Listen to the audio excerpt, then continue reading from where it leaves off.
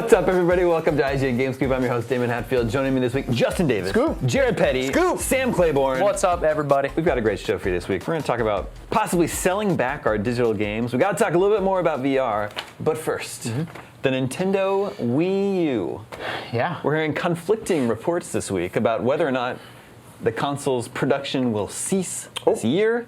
Respected Japanese financial publication Nikkei published a report this week saying that Nintendo will stop producing the Wii U this year. And then today, Nintendo has denied that report. So your question is, which version will be the ultimate rare collectible? Exactly. Okay. Yeah. I think it's going to be that cool Hyrule edition. Remember that one? Oh, I do remember that. Wind That's Waker right. has a little gold. It's very leaf on it. sad. I like my Wii U a lot. Well, I like the Wii U too. I don't ever use it, but I like it.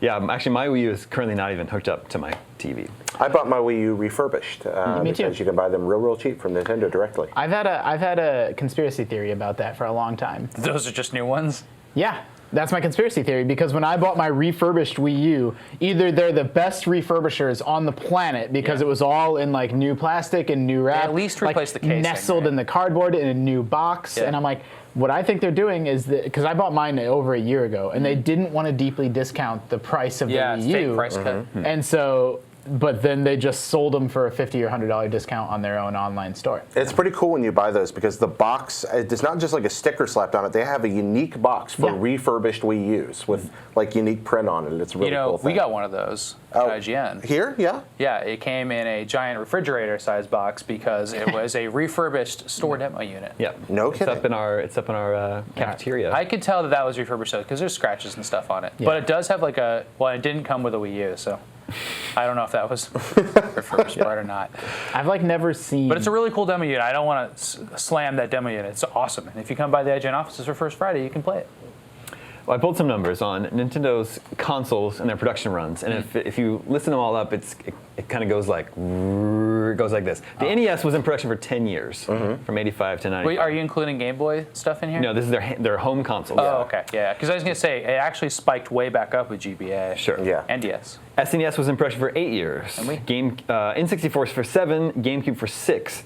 Now the Wii might still be in production today. It is a little unclear. They did announce they ceased production in Japan and Europe.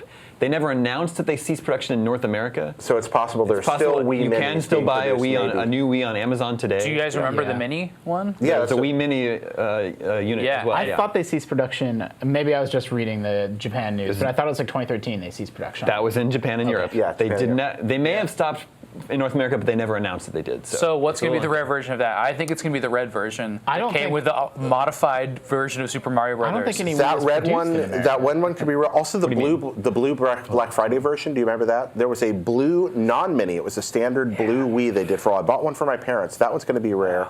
We shouldn't be talking about this. We got to start collecting. Yeah. We got to get the stuff up before everybody else does. Trade it this for is rare NES maybe games. a stupid, like I guess I don't really know that much about the production process of the Wii specifically, but they might not have announced they ceased production in North America because there was no production in North America. They're not. They're saying producing it for North America.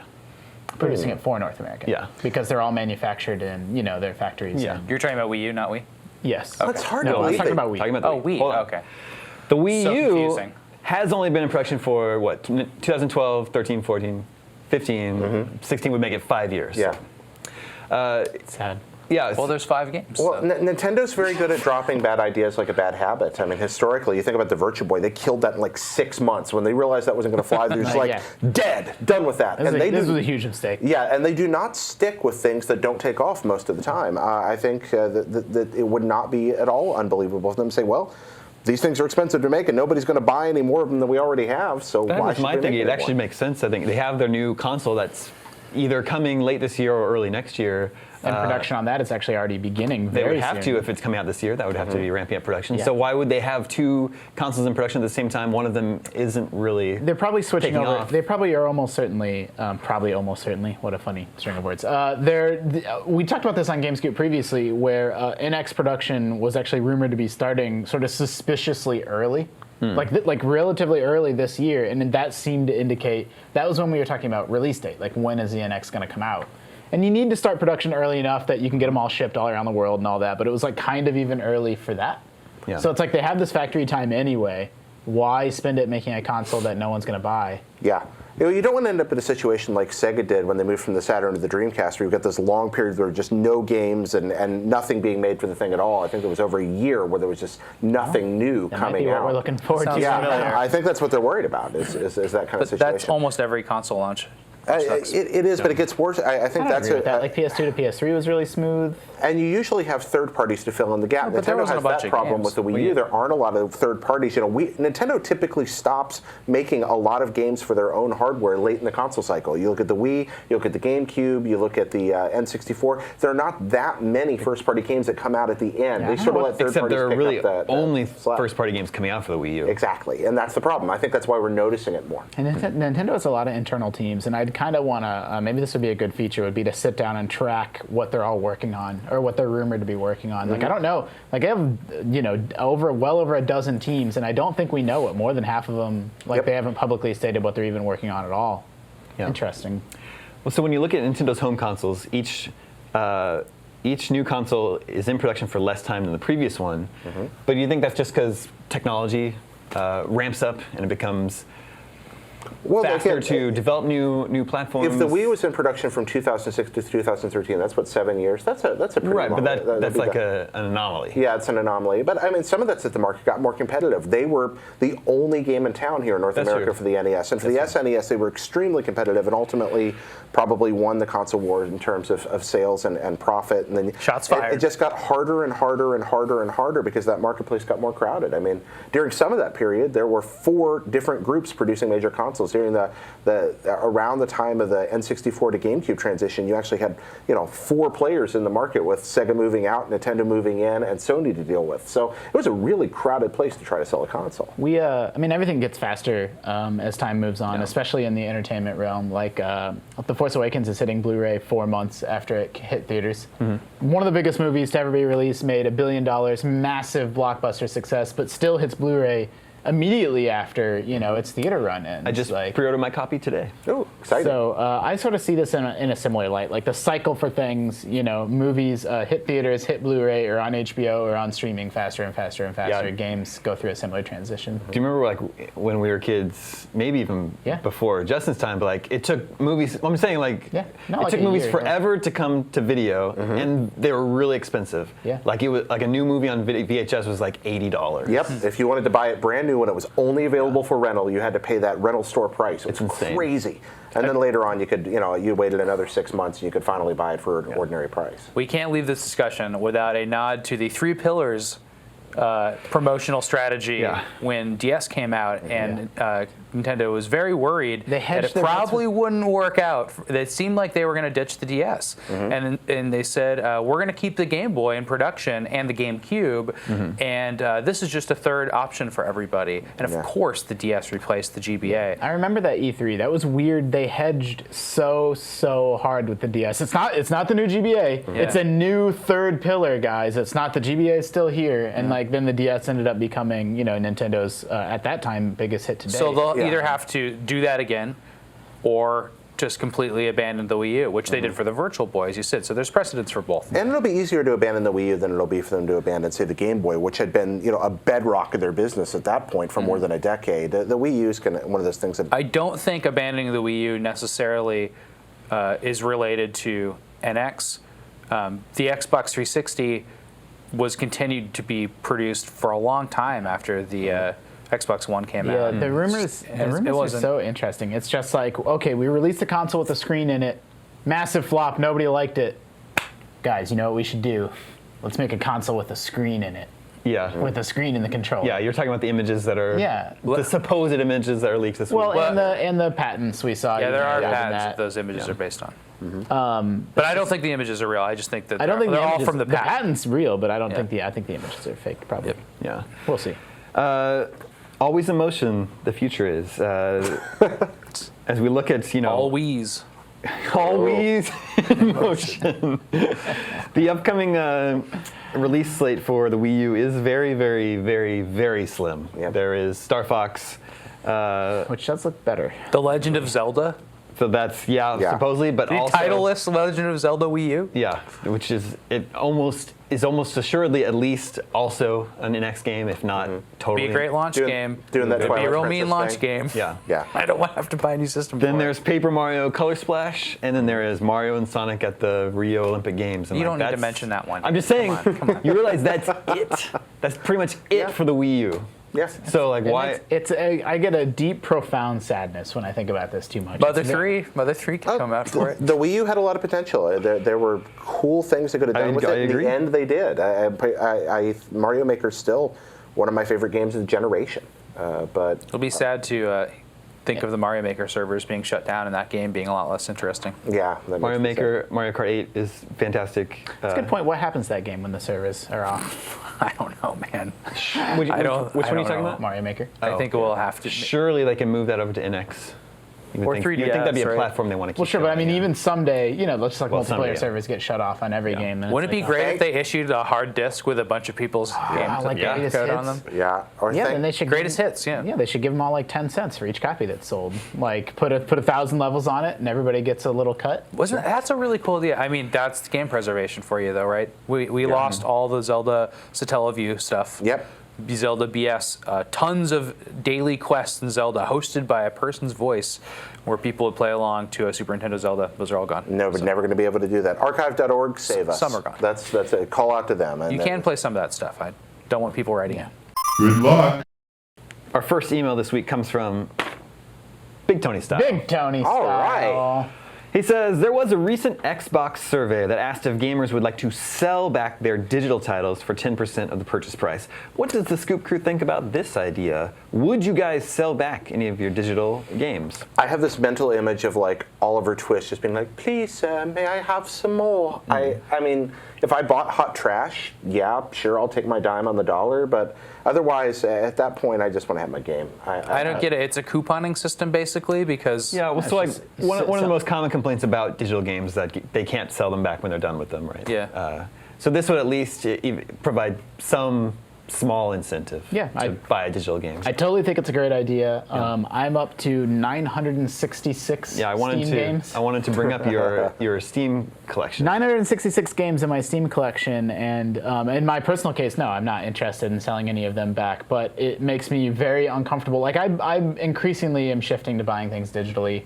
Don't like clutter in my house, I just don't like that. But I also have real problems with the way that you only lease digital games. You don't actually own that You're property. not buying the game. I can't loan the game to somebody in most cases. I can't sell the game if I ever, God forbid, did hit terrible financial times. Like, I can turn my stack of Xbox One games into cash.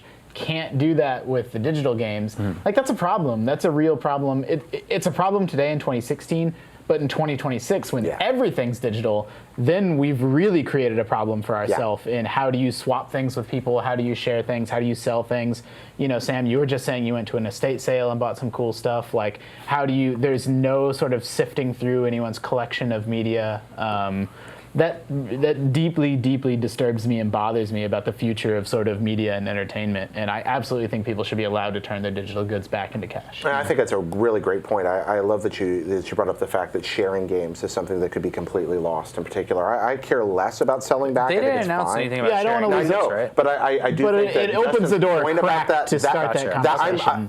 What I'm saying is selling back, I don't really care. Sharing, now I'm interested. But I do think that 10%, and the 10% is people are getting really hung up on that because that's such a low number. And I'm like, but the hypothetical is like now you have a system in place where you can take remove this game from your library and receive some Xbox Store credit. Like the amount is unimportant. Like if it's too low an amount, don't do it. Like the market will speak for itself. Whether people take advantage of this or not. Plus, I think 10% is low, but it kind of makes sense. There's no real inventory being moved around here, right? It's just a bunch of ones and zeros coming in. It's just mean that they take back your game. Just give somebody the 10% back if they want it.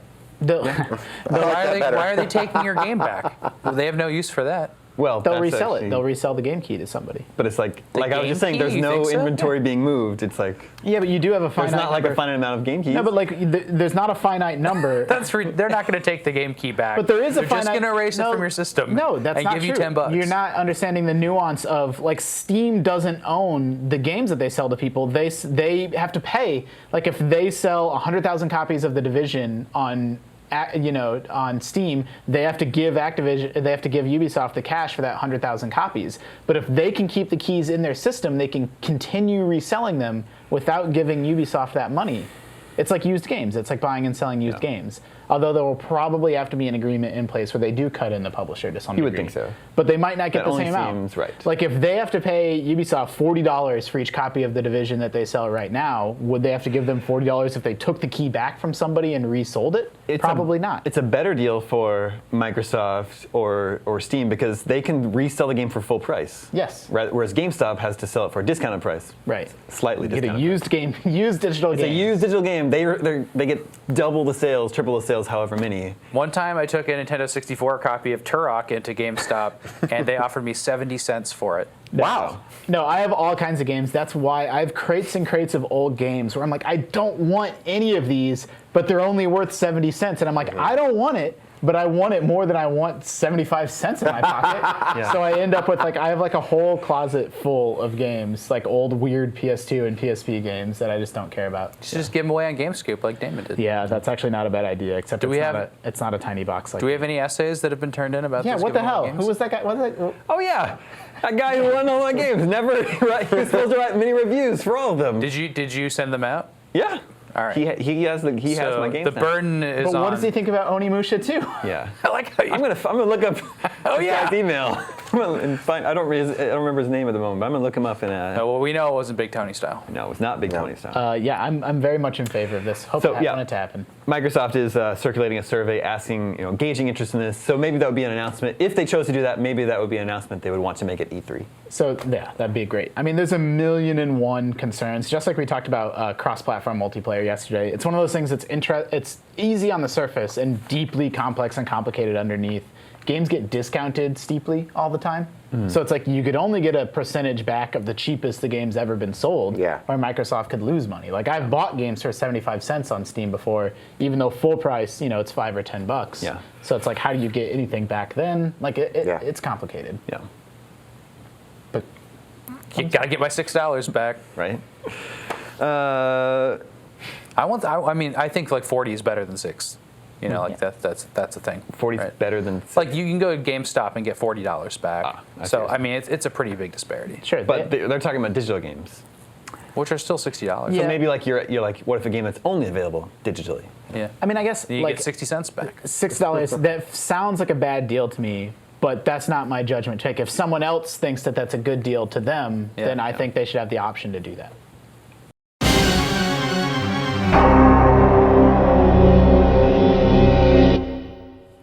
Moving on, our next email comes from Justin in Lawrence, Kansas. Nice. Is that me? Big fan. No. Are you in Lawrence, Kansas? No. No, they're not you. Oh. Another one. You should go to Game Nut in Lawrence. It's a really good used game store. I like it a lot. Replay Lounge. Yeah, and Replay is good pinball. Yeah. And Free State has great beer. You guys know a lot if you about live- Lawrence. We go there all the time. Well, I lived there for 5 years, so. Justin says, with PlayStation VR's recent big day at GDC, Game Developers Conference, my interest in virtual reality has gone from curiosity to foregone conclusion. Whoa. My mind especially races with the possible IPs, intellectual properties, that PlayStation VR could revive. You guys clowned on Jumping Flash a few weeks back, I like Jumpin' Flash. but it exemplifies. I was not here to clown on Jumpin' Flash. I don't want to be accused of I that. also feel like that was like a year ago. It exemplifies the kind of PlayStation property that could shine in VR. A colorful, cartoony world with multi-story jumping mechanics. I also think Intelligent Cube would be an incredible, stressful, strange experience in virtual reality. What a deep cut. Yeah. It's fun. Other obvious possibilities include Shadow of the Colossus, Yes. Armored Core, and Ace Combat. Any additions to the list? So PlayStation properties we would like to see in VR. Ooh. Does it have to be PlayStation? Well, we're talking about PSVR. Oh, So. well, because I want Punch-Out. Oh, that'd be Well, fun. yeah, that's Oh, not boy. going to happen, probably. Big cartoon man. SCNX is a big flop. Is you just going back to that commercial with the Power Glove? You're just like, I want this to happen finally. Yeah, that sounds Or the fun. beginning of Captain N. Ooh, yeah, that's true too. Into Punch Out would be good in With your VR, dog. but let's put in Sure. let's put on our PlayStation hats. Maybe some. Oh, does it have to be a Sony? Well, no. Yes, he keeps saying Well, that. no, it could be a PSVR, so it can be third party, right? Yeah. Okay. Star so Wars. Some kind of weird take on Tetrisphere.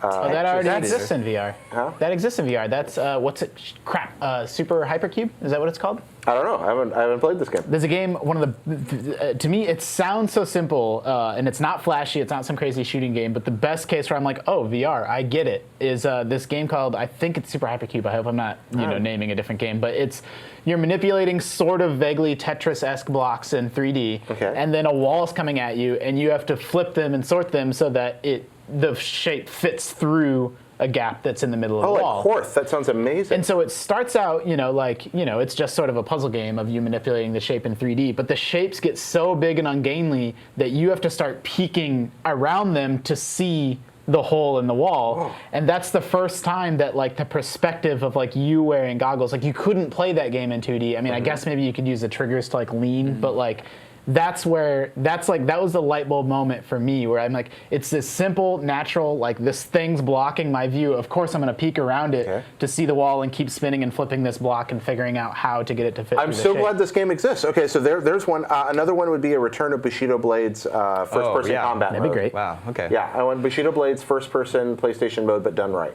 Yeah, that's a really good one. Yeah. Ape Escape.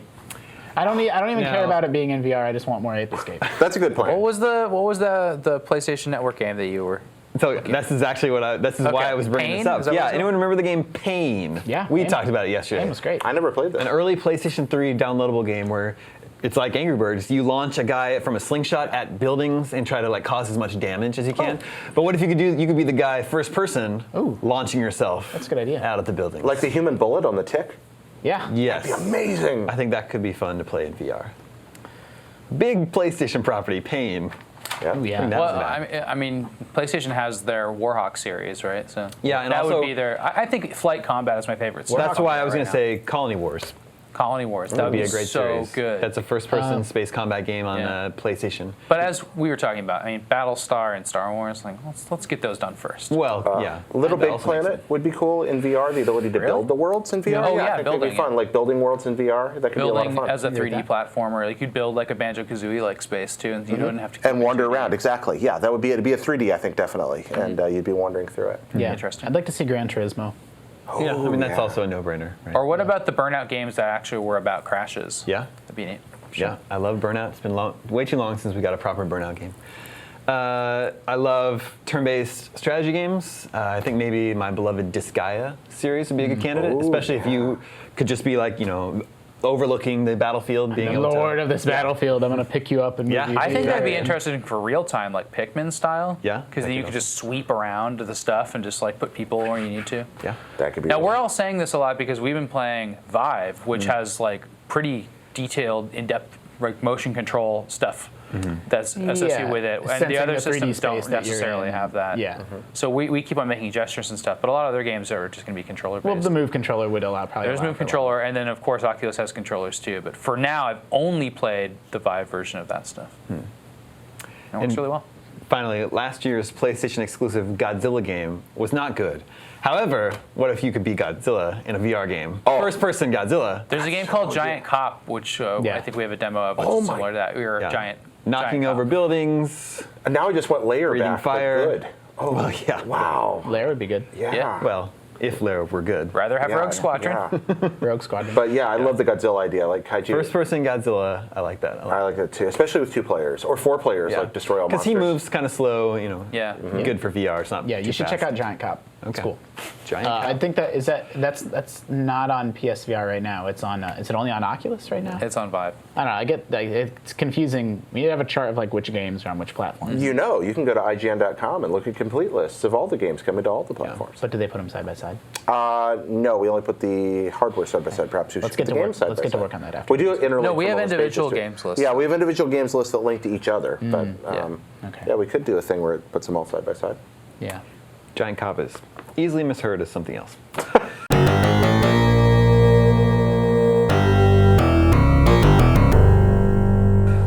Now for another perspective on VR. Joel Green from Horseheads, New York That's not Plural horsehead. That's not a real place. What's your favorite game store there? This is a message from Don Corleone. Joel says, I have a huge concern about VR and me. I want to make video games for my career. I'm a senior in high school. I make games whenever I can. I'm also planning on going to college for That's games. awesome. My concern is that by the time I'm old enough to enter the games industry, VR will have taken over, and that will be the new standard for gaming. And because it's so new now, I probably won't be educated in VR development by the end of college. Whenever I hear about VR, I get concerned for myself, but I'm excited for the industry. What do you think about this scenario, as I can't get it off my mind? I know VR probably won't take off super fast, but it will always be a concern in the back of my head. How fast will VR catch on is what he's wondering. Great question. He doesn't need to be concerned. I mean, he's... Like you were saying last week, traditional game development is not going to cease. No. There's 2 points. First of all, if whatever kind of game you want to make, you can make that kind of game now. Small indie tower defense game, huge AAA VR game, like that you can run the gamut. But the point I was really going to make is that he's one of the youngs. I'm one of the olds. I'm the one that has a hard time keeping up. Like, what 18-year-old is worried about things? If you're an olds, I'm an olders. I mean, we're all the olds, like, sort of, the more time that passes. But I mean, I say that half jokingly, but it's super true. Like, the younger you are, you're up on the apps and the social medias and the games and all the new technologies. Big pants, pagers. Snapchat, Yeah. Minecraft. Are the kids wearing big pants or small pants now? I don't know. I can't keep up what pants kids are wearing. And that's kind of how I feel about VR. Like, if you truly want to go to school for game design or computer science or, whatever you want to get your degree in, like, you're going to be educated on what you need to be educated on. Yeah. Like, you're going to be able to move fast and keep up to a degree that the people that need to be worried are the people that have been making games a certain way for 20 years. If the market truly does move to VR rapidly, those are the people that are going to be in trouble because they're going to have a set of skills that are either going to be impossible or challenging to sort of transition to this new reality. You don't have like an incorrect set of skills yet. Yeah, a lot of software engineers through their careers find ways to continue to innovate. It is hard to find time when you're in a crunch and you're just trying to do one thing. It is hard to study something else. I definitely understand the legitimacy of that concern, and I do think that you're just going to have to keep proactively studying. Some of the best engineers I know keep learning new languages so they can stay relevant. Now we're talking about new platforms. When gaming went from 2D to 3D, a lot of developers, particularly in Japan, but also here in the US, were shaken out. Frankly, a lot of them folded because their engineers couldn't make the transition fast enough. So there is some legitimacy to that concern, but the fact that you're already thinking that way, I think puts you ahead of the curve. And also, as Justin pointed out, these games tend to come back. Yes, VR is going to be a huge thing, but it's not going to wipe out types of gaming. There was a period of time for a while where you could barely find a 2D platformer, and then everybody's like, oh yeah, those are still fun. Right now, it's hard to find a flight combat space sim, but Star Citizen is coming. And we're like, oh yeah, those are fun. And that's going to happen again too. But yeah, just stay up on it. That's going to be, the burden's going to be on you for that. It's hard, I realize, but keep doing it. Don't fall behind. Don't let yourself become irrelevant. If you walk into it with that attitude, I think you're going to be okay. Yeah, so we can play your games. You haven't learned anything yet that needs to be tossed out. Like someone in the 90s that spent a decade learning how to animate 2D sprites either had to learn to animate 3D models or, was probably out of a job. Like, because 2D games are big, but they aren't everything like they used to be, So I think you'll be fine. I want to talk about this for a long time because we talked about it before in GameScoop, but this is part of a larger problem in gaming where it's really hard to make a video game. And it's too hard to make a video game, and it still is. And I can make a record, and I can write a book, and I can make a movie very easily by myself or with a small group of people. Sure. And the small group of people thing is becoming more possible with games, but generally, the scale of games is so hard to attain by yourself right now. If you're an amateur, and I'm not saying like you can go to school or be a great coder and not make you can make a game that way. But if you just want to one day do those other things I mentioned, you absolutely can do that. Yeah, that's a very good point. I mean, I think we're seeing tools like Unity. It was several years ago. I don't know if it still is, but it was free. Like you could just download Unity, which is the game platform that huge AAA games are made on in many cases, and you could download it and tinker around with it, and there's tutorials and stuff, but it's hugely complex and complicated. Like, anyone can make a shitty album. Like you don't need it. You don't need any skill or talent at all. But not anyone can even make the skill. The tools are still too dense and complicated to even make. Not anyone. To even make a crappy video game. Yeah, you've got Unity. Well, you do have things. You have Game Maker. You have Inform. You have Twine. You've got systems like that to create certain kinds of games. Yeah. Game Maker's the only one that I've seen used. Like the Undertale was making Game Maker. Yeah, but even Game Maker is still like I've tinkered around in that a little bit too. You know, some of that is unfortunately. I don't want to be too much of a pessimist, but it's an unsolvable problem because games are a multidisciplinary media. I think what will solve it will be AI. And if I can if I can explain to a computer what I want to get. Just make level 2 better. Well, if I can explain the activities of AI will solve this problem. I agree. That's absolutely the answer. Yeah. Speaking of VR development, last week I hosted a few VR developers here in the studio for a little roundtable about VR gaming and where it's going. And one of the questions I asked them is how they had to approach developing a VR game differently than a traditional game. And I thought one thing Ted Price from Insomniac had to say that they learned developing a first-person VR game is that they have to be mindful that the player, since you can look around in 360 degrees, if you allow the player to sort of actually spin around, they're just going to get like caught up. Like first of all, if you're sitting in a chair, it's hard to like turn around and look behind you. So they try to like funnel the player in one direction with like a wide berth, but sort of prevent them from actually spinning around because it's just too difficult to actually spin around your chair. You're getting like twisted up in wires and stuff. And that's why I think it's so interesting. One of the Oculus Rift launch games, Eve Valkyrie, solves it for this because they just put you in a chair. And you can't spin around, right? You're just seated in the chair the whole time. Yeah. I thought that was interesting. I think that's interesting too. Also, what solves that is in the Vive Portal demo and the Vive budget cuts, you have that thing that you basically zap around using portals, and so you're always resetting your need to spin around. Yeah, did we talk about how clever budget cuts is on Scoop? Not yet. Because I don't think that game's getting enough credit for it. If you haven't watched the demo, IGN has a really good demo of it up, or you can watch the other outlets have done it as well. That game has sort of a Portal-esque system for movement where you sort of shoot a portal on a wall or floor, and then your character moves there. They zap there. You can zap yourself around. And I thought it was like me. I'm like, oh, that's kind of neat. But I didn't even realize until I thought about it more deeply that that's solving the big problem of VR, which is how do you stop from people running into walls and because you can't just let people move around. You have to solve the movement problem. Yeah. And that solves the movement problem in such a clever way. That's great. You can move around a whole office while sitting in a chair, and still, but it doesn't break the immersion of the VR experience. It's really natural. The flow is great. Right. So I don't know if that'll become the standard in a way that like a left analog stick is. It's funny how it was in the Portal game. Like I didn't notice it until I'd played budget cuts that it was in other games. And there's so many experiments right now with mobility in those worlds. But maybe this will be a standard and maybe it'll be improved upon. It's really funny to think of we're seeing standards being made right now for early VR. It's a very super cool, clever game on its own. But that particular problem that it solves is pretty genius. Real quick, before we get into video game 20 questions, what are we playing these days? Ooh. Last night I started playing Day of the Tentacle Remastered, which is super great. Jared reviewed that? Yeah, Jared reviewed that. I know you like that one. I really liked it. How far along are you, Damon?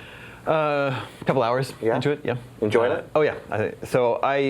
It really took me back because I played Day of the Tentacle way back in the day, but I haven't played it since then, since very near to its release, which is early 90s, I think. But it was cool how it instantly just took me back to that time when I was playing that game. I didn't have a PC; I was a console gamer. But my next door neighbor and best friend had a PC, and they would get computer games all the time. So I would go over to his house. We played Day of the Tentacle. It was revisiting it was a very nice nostalgic experience. And not only that, but it takes you back to a more innocent time, not only in my life, but for the video game industry, because the game's really funny. It's totally a cute game, but funny. It's funny, but it's not mean-spirited at all. It's totally for lack of a better term, family friendly. Just a group of friends. And Also, they handle they have redrawn graphics. Yeah. But they handle switching back and forth between the classic visuals and sound really fast. You just tap the pad on the DualShock 4 and it goes seamlessly. Yeah, even in the middle of an animation or a line, it works. It's great. Yeah. They did a great job with it. And I guess I didn't even remember that the original game had full voice acting. Yeah. I didn't remember that either. I was surprised. Yeah, it took me back. As soon as I heard it, I remembered all the voices. And the audio still sounds great. I mean, maybe I shouldn't be surprised, but it's what, 20 some years ago. It's like, wow, What the year audio did it still come out? sounds great. I wonder if the talkie. 91, Jared, do you happen to know if the 92? talkie version came later, or did it launch? Of like that? Tentacle? There must have been multiple versions. Yeah. Yeah, I do not remember, Okay. Justin. I'm sorry. Because they couldn't have put that audio on the floppy disk. No, certainly not. No, it was a CD version. But what I don't sometimes they were remember day and date, but sometimes you would get like a talkie version like a year later Yeah. or something Yeah. like that. I do not remember. Anyway, Day of the Tentacle Remastered is out on PlayStation 4 and Vita right now. It's really, really good. Yep. I play. I'm going back to. So here's how I play PC games: is I have a Mac that I play Steam games on, and then if there's a whole host of hundreds of other games that are only on Windows, and then I boot into Windows. So I dual boot that computer. But it's sort of a pain to reboot it. So I'll boot it into Windows and go on a binge of like playing. Now I'm going to play through 20 or 30 Windows games, and that's what I'm going through right now. Is again, I realize I'm getting close to 1,000 Steam games, and I said maybe I should play a few of these. So just weird, small indie stuff. I can name drop Gemcraft Chapter 0, which is probably the best tower defense game ever made. It's top tier. I mean, it's top 5 for sure. Is it available on mobile? No. And another little sort of pixel arty dungeon diving rhythm-based game called Deep Dungeons of Doom. That one I've played, yeah. Yeah, that's That cool. one's good. That one is on mobile. What else? I always like to name drop some other stuff. Oh, I played a really cool, it's sort of a casual, I don't know how to describe it. It's like half RPG, half point-and-click adventure game called Hero of the Kingdom. So just cool, smaller, like I'm just sort of sifting through my Steam library every night and picking out some games that I didn't play when I was booted into Mac mode. And I have many hundreds still to go. Jared, how about you? I'm playing Fallout 4 Automatron right now. Which is out now, right? Yeah, which is out now. I'm playing it for review, for the guide, and for fun. So a little bit of everything, and it's solid. I'm really enjoying it. It's short, but it lets me go and kill robots, take their body parts, and build my own robots out of them. And that's pretty much all I want in life. So not any new story content? There is. There's new There story is story content. content. Yeah, there's a short new series. I think it's 4 main story missions. Then there's some radiants that come out of that. But the story missions are tied. It's very clever. They're tied into the robots. So the way you That's what they call the never-ending mission systems in that game. yeah, which actually They're very annoying. prove useful. Oh, you in this mean one, like but- go get this thing off Another the top settlement of the needs your building? help. Yeah, exactly. One of those type things. So you go and integrated into the missions are lots and lots of robot enemies. And since you need robot parts to build new robots, it's actually great. You go kill a bunch of enemies, and you take all their body parts, you take them back to your camp, you upgrade your robots, you build new robots, you go back out on another mission, you get more parts, and it just builds a wonderful loop. And then the radiants are actually helpful because I'm like, oh man, I sure could use some more robot parts. Why wait? There's an evil robot out there to go kill and take all his stuff off of. And So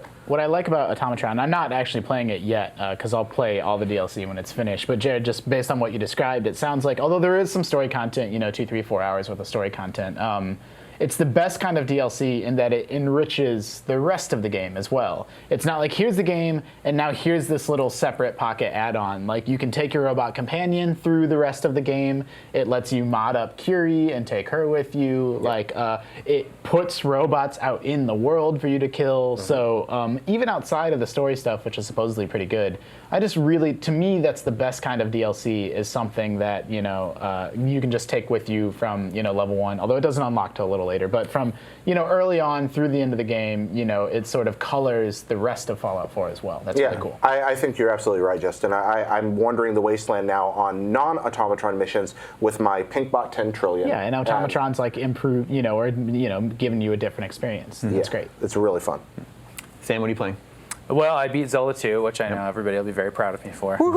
Shadow Link, it took about 5 minutes of hitting a single button to beat him, and it hurt my hand.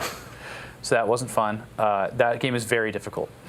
But I'm also playing Fire Emblem. I'm still on the first Birthright quest. I'm on like level 27 and making a lot of babies. Where'd you fall in Zelda 2 in the end, Sam? Did you enjoy it? I think I would recommend people play it with save states. Yeah, that helps. Save states fix that game and a few. It's common that old games are fixed with save states. Yeah. And that's fine, and that's a good reason to use new digital versions of them or emulation to beat them. in legal varieties, but I could. That's a weird game because I couldn't go back to my NES and really enjoy it. Yeah, Zelda 2 is more fun with save states. I think sometimes it's a good thing because that game has problems. It is my favorite Zelda. It has a lot of problems, but I love it. Twilight Princess. No, Twilight Princess I think is the best Zelda. But not Zelda your 2 is my Yeah, favorite. we always have to clarify. Yeah, I'm still playing Final Those are Fantasy crazy Record Keeper ideas. and Metal Slug Attack on mobile every day. Well, I mean, I'm still playing Hearthstone, Yep. but we don't need to go there every episode. Sure.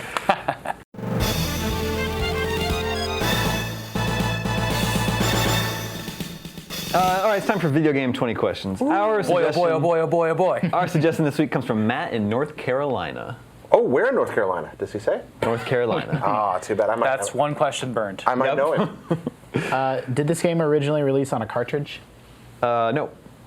Was this game released after January 1st, 2000? Yes. Sorry, Sam. We're screwed. But it wasn't on a cartridge. Yep, so it's not. So that's it probably was on a disc or downloadable, right? Yeah, probably so. Or on one of the, yeah. Was this game originally a downloadable game? Yes. Ooh, originally downloadable. Was It this? could still be mobile. Yeah, probably not. Maybe. Okay. Was this game originally released on mobile? No. Okay, so downloadable could be arcade or could be. Is this PC or arcade? Yeah, maybe a Steam release, maybe a. Yeah, I would ask. Yeah, is this a Steam release? No. Oh, It's 5 questions. Same question. Xbox Live. You're asking if it's an Xbox Live Arcade game? Yeah. No. Oh. Okay. What does that leave us? I was Yes, sure it was gonna- PlayStation, PlayStation And Wii U and Network. Wii and Yeah, I guess. I was just, yes. yeah. Okay. Well, who's released more? I mean, I guess we should just narrow it down between Sony and Nintendo. Yeah, Did this game originally appear on a Nintendo console? No. Okay. Did this game originally appear on a Sony console? Yes. Okay. Okay, so downloadable Sony game. Is it pain? We should probably. I know it's pain. So PS3 or PS4 might be the next thing to do? Yeah, is this a PS3 game? Yes. Okay. Downloadable PS3 Downloadable PS3 game. We did good, guys. That's what Alright, happens when we nicely stop done. horsing around. All right. So it could be pain. Does it have horses in it? That's good. That's not a bad No, question. yeah. I guess what weirds me out is like I'm trying to think about what were PSN exclusives. Everyday Shooter, Well, we don't know if Yeah. it's an exclusive. Super You could ask Stardust. that. Yeah, but Pixel- it didn't appear on XBLA. Pixel junk stuff. Pixel Junk But it stuff. could be on PC or mobile. Wait, he didn't say no mobile. It could be. We didn't clarify PC, but we did. But it's not on mobile because we asked that. So it's not. So it's not Vita or PlayStation. Yeah, portable. Pixel Junk's a safe bet. Super Stardust is a very Yeah. great bet. Yep. Yeah. Does this game feature a high score? I don't know. Okay, let me rephrase the question to get at what I was really Do you trying play to get for at. scores? Would you consider it like an arcade style experience, arcade style game? Sounds like Journey. I consider Super Stardust Did an we already arcade do style 20 game. questions of Journey, and does that matter? Kind of an arcade style. Maybe I mean, Flower? Yeah, Flower Journey. are it's both more good. arcadey than StarCraft. It's more arcadey than StarCraft. Yeah. All right. Let's see. What is that even? I'm just saying. I'm trying to think of like a Yeah. big, intense As- hardcore game. Like, Yeah. That's 10 questions. I consider arcadey. You're playing for a high score. You've got a Yeah. few lives, and you die, and then you repeat the same experience What's the again. company that made Flower and Journey and everything? That game company. Is it made by that game company? No. Okay. Okay. There we go. So that's 11 questions. You know, it's a downloadable game that appeared on PlayStation first. And it is, PS3. I would say not Try- Super Stardust. Maybe try the Pixel Junk stuff and see if it's one of those. Like, is it a First Pixel party Junk game? too? Should we ask about it? Yeah, but none of them are kind of arcadey. Yeah. Well, he said kind of. I don't think we got Pixel any Junk information shooters out of that. kind of arcadey. Yeah. I guess. I mean, kind of. Let's see what else we got here. So this is PSN. It's a Sony release. Studio. We could try genre. I don't know. Did you ask if Sony released this game? No. Yeah, I don't think you asked that. No, we Did didn't. Sony release this game? Yes. Okay. So Yes. Nailed it.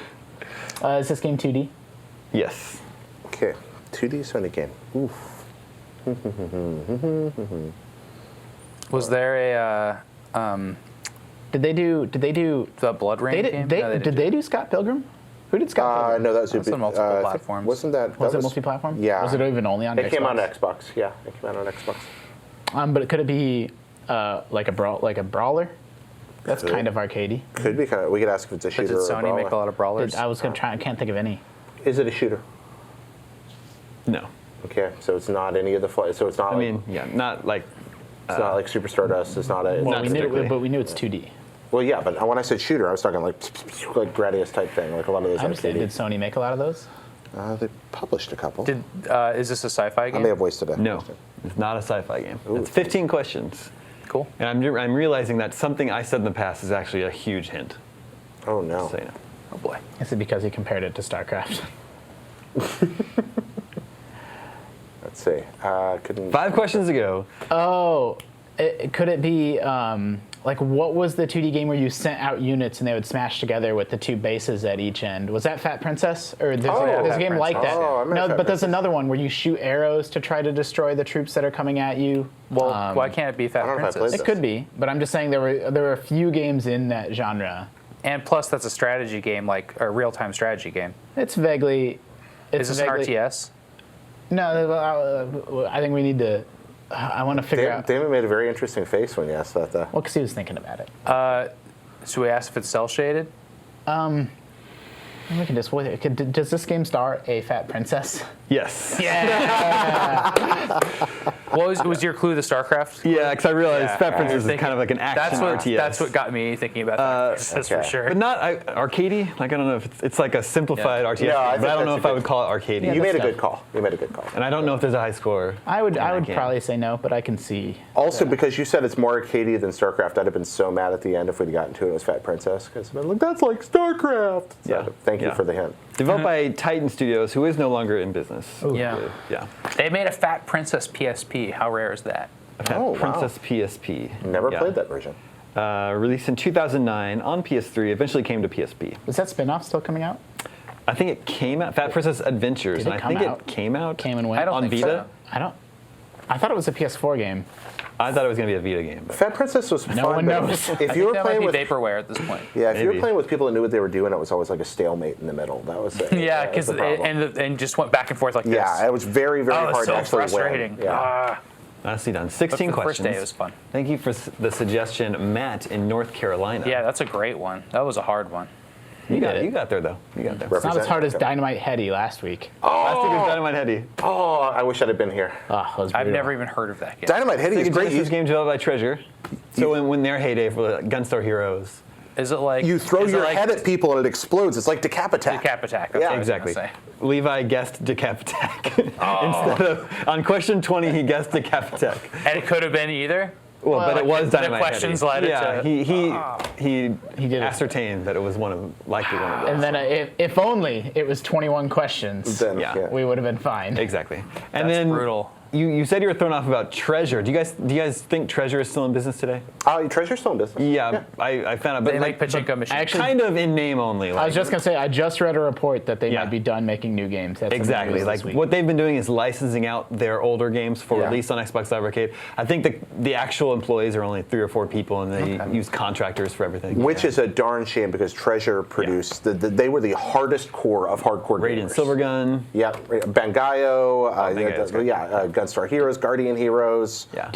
Is there a port of Guardian Heroes you can play anywhere today? Guardian Heroes was ported to Xbox Live Arcade. It is available on the Xbox 360. Is it on the backwards compatible list? Yes. Not yet. What about Guardian Legends? Guardian Legend, you have to steal. We can play that on my NES. I want to do a feature. I know we got it in the show. I want to do a feature. Just Guardian Heroes made me think because that was a Saturn game for Yep. years and years and years, and nobody ever played it. Like, what are the best games that like trapped on old consoles that never got? Because there was like Sega Saturn has Blazing. What's the firefighting game? I don't know the name of the fire. But like Knights or just like any of those Saturn games. or Princess Crown, or so Saturn games, Radiant Silvergun, Dragon or Force. Dodonpachi, Sugyo Gurentai, and on and on. Dodonpachi's ported, Is it? I don't think it. Well, it's like on mobile. It's like it was but never. they're not crappy. They're really good. Yeah, Dodonpachi well- on mobile's really good. I'm I mean, not crazy I about it. understand. That's not how I want to play Dodonpachi. Every Virtual totally Boy agree. game? Trapped forever. Yeah, those are those. Why are those not on 3DS? I don't understand. That's a really good idea. want Maybe Mario. I'll get to work on that when I have a free afternoon. Wario Land is a pretty Can I good play with Virtual that? Boy I want to come play. Nope. Oh. Yes. game. We can go play Guardian Legend. Yeah. Also, you can play Radiant Silvergun on Xbox 360. We can go play Guardian Legend as well. Radiant Silvergun and Ikaruga are both on. Let's just, guys, we're canceling our afternoon appointments. We're just playing Radiant Silvergun. That sounds like a plan to me. Good. I'm Yeah. great with that. I'm in. That is all the scoops we have for you this week. It's a long holiday weekend here in the U.S., so hopefully you have some time to play some video games. Yeah. But thank you, Justin. Thank you, Jared. Thank you, Sam. Thank My name you. is Damon. This is IGN Game Scoop, and we're out.